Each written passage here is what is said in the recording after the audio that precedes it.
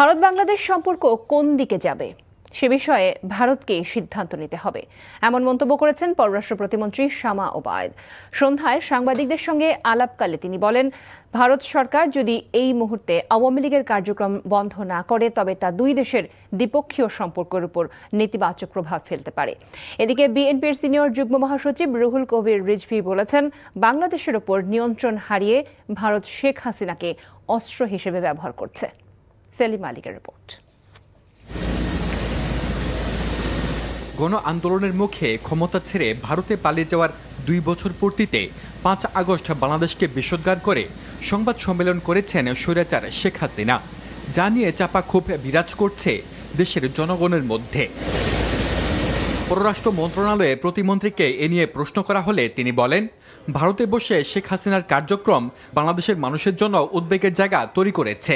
ভারতের মাটিতে বসে স্বৈরাচারী ফ্যাসিবাদী সাজাপ্রাপ্ত আওয়ামী লীগের লোকজন এবং আওয়ামী লীগের প্রধান যদি এই ধরনের ষড়যন্ত্রমূলক কাজকর্ম চালিয়ে যেতে থাকে এবং সেটা যদি ভারত সরকার এখনই বন্ধ না করে, এই মুহূর্তে বন্ধ না করে, তাহলে অবশ্যই সেটা বাংলাদেশের জনগণের জন্য একটা উদ্বেগের জায়গা তৈরি করে। এমন বাস্তবতায় বাংলাদেশ ভারতের সম্পর্ক নির্ণয়ে ভারতকে সিদ্ধান্ত নিতে হবে বলে জানান পররাষ্ট্র প্রতিমন্ত্রী। আমাদের দুই দেশের দ্বিপাক্ষিক অনেক ইস্যু আছে যেগুলো আলোচনার মাধ্যমে, ডায়ালগের মাধ্যমে, বৈঠকের মাধ্যমে সমাধান করতে হবে, সমাধানের প্রয়োজন আছে। সুতরাং অবশ্যই আমরা বসতে চাই, আমরা আলোচনা করতে চাই এবং সেইটির সিদ্ধান্তটা ভারতকে এখন নিতে হবে।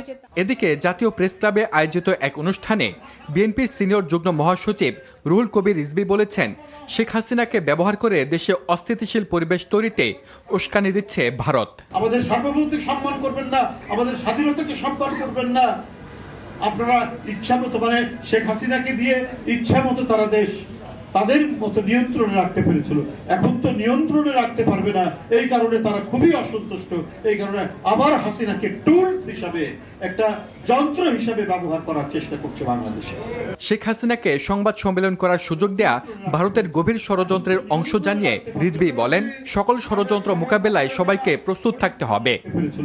সেলিম মালিক, এনটিভি নিউজ, ঢাকা।